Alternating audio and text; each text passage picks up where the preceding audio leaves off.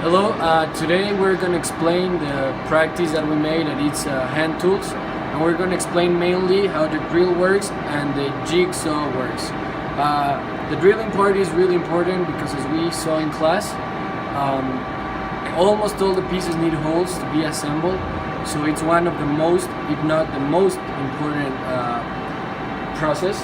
And also the jigsaw, it's really important for cutting wood and many other objects that we're going to explain along the practice.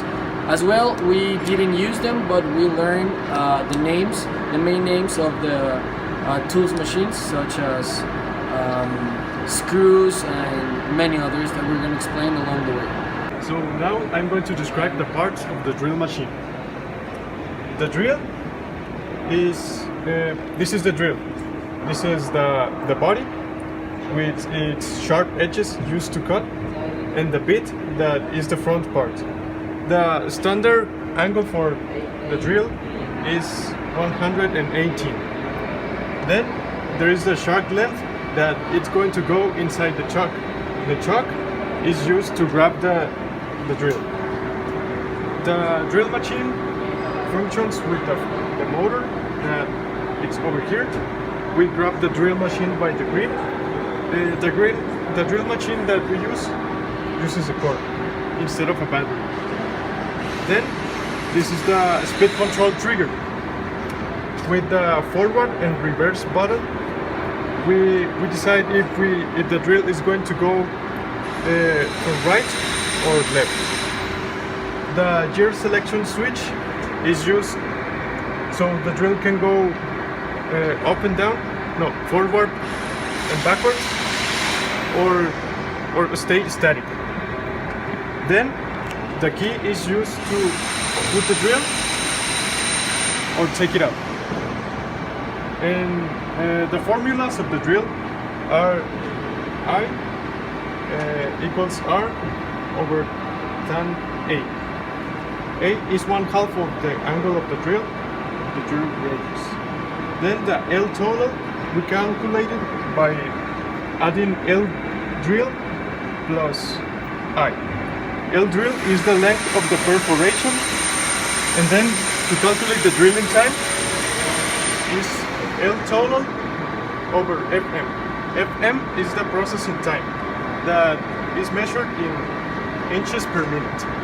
After explaining the parts of the drill, now we're going to explain some sequence operations that are really important. The first one, of course, is the drill, that is the creation of the actual hole. Then we have ream, that it's a bigger perforation, as we can see here. There is supposed to be a perforation before, and what ream does is make it bigger. Then we have the screw. The screw is actually make the screw of a perforation. And we actually practice this here in the SIMA, and we did it in acrylic. It was really interesting, and I didn't know, and as a team we didn't know that it could be done, but it's also an operation. The counter board and the counter thing, they're really similar. They're supposed to hide the head of the screw. The only difference is that one has like a conic head and the other one has a square head. And the centering, it is really important because it's really helpful for guidance and centering. For the placement of the drill into the drilling machine, we need to take out this little piece that we have here, which is the key to adjust the drill. First, we chose the broke that we want to use. For instance, we want to use this brook. We place it here and just make a little turns in this place, so it's a little bit just. Now we have to adjust it a little bit more with this key by placing this key into one of these holes and turn it a little bit more until it's completely adjusted. Turn it right. Okay. We want to make sure it's completely stable. We can use the other 3 holes just to make sure it won't come out. To take it out, it's the same way but in reverse.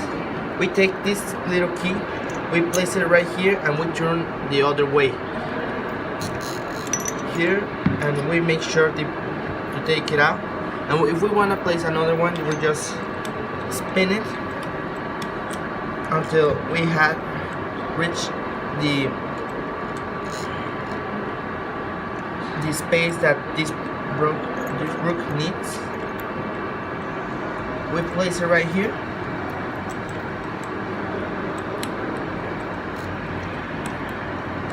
Okay, and then we again use this key to adjust it, and that's how you adjust and disadjust a drilling machine. Next, I'm going to explain the most important parts of the jigsaw. First, we have the blade, that is the machine that is going to cut. Here is the blade roller guide, that is the guide for the cut. Then we have the shoe, that is the part that is placed in the material. We have the bottom button here. The speed control dial is going to control the speed. Here is the on-off switch. If we pull it, it's going to turn on, and if we don't pull it, it's going to be off. Here is the power cord that gives the power to the jigsaw, and we have the Allen key that is going to help us to adjust the blade. Okay, so with the manual tools, we can work with different materials, such as wood, nylon, and aluminum. These materials have to be materials that are not very hard and not very fragile either. Wood is a material that is the most typical material used with the manual tools, and also nylon is another material very used. And we also have materials that the manual tools can cut because of their fragileness, like for example glass, and also for their hardness, for example steel or any other material that is very, very hard and that the manual tools are unable to cut. But the main materials that the manual tools can cut are wood, nylon, and aluminum. Now for the placement of the saw with the jigsaw. First, we need to take out the Allen key that we have here and place it right here. We need to free a little bit just to make sure this saw could fit nicely in this little hole that we have here. We place it and then we turn the Allen key clockwise until we feel that it's completely adjusted. Now that our piece is complete, we can use it. We have some advantage and disadvantage in the manual cut. First, we have that this quarter seal. You can go with it to many places. It's more economic than other types of machines. Also, you can make complex cuts, not like the water jet machine. Like you can only make like regular cuts, and you can make cuts with angles. Also, a disadvantage is that the precision is like your own precision. If you fail, the piece will be wrong. Also, it's not the most secure cut because you can have many hearts. Also, in time, you have to make the cut, so it will take you many time, and also the efficiency. You can also make one piece. And now we have here the pressure grip, the electrician clamp, mechanical clamp, tip clamp, and cotton clip. The pressure grip is meant to use to put a screw or a nut and keep it in pressure. Even though you can take your hand out, you just keep it in pressure. The electrician clamp, it's meant to cut cables and move screws or turns.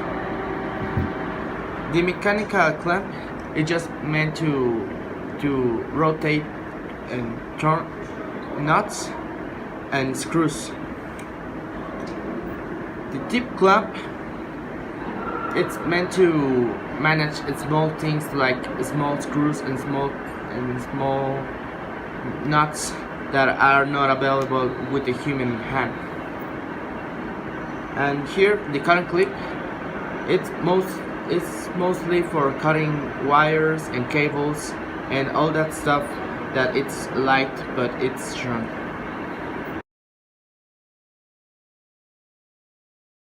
This practice for me was kind of boring, but after we had the class, I could realize that the drilling is a really important process as an engineer, and as well the jig sewing. Also, I could learn new terms like the different clamps and how are their name in English. So I think this practice was really important to observe and analyze the importance of the drilling machine. I can conclude that the hand tools are not the best machines to use because it takes too much time. Also, it is no safety, and you can make only one piece or work in one piece. I can conclude from this practice that even though the manual tools that we use can be precise depending on the person that uses them, it takes too much time to use them. So it is not that useful for mass production in the products. Most simple and self-manufactured artifacts are made by tools that we use most commonly and are very affordable for most people. This is such a good thing because it allowed us not to use heavy machinery or things that are way expensive, but to help us do our things and the way we want it. Even though we cannot use things so dramatically perfect, we can do as much as we want to. So personally, I think that this was my least favorite practice of all. First of all, I had already learned how to use these manual tools before at the DC, so this led to the practice being not that active as I thought it would be. However, I think that the manual tools are really important in every area of study, and especially in my area. As an industrial designer, it's really important to know how these tools work, and they are going to be very useful in my future, and they are actually very useful nowadays in what I do and in my career. But I really think that the practice is useful. However, I think I would have enjoyed it more if it would be something new for me.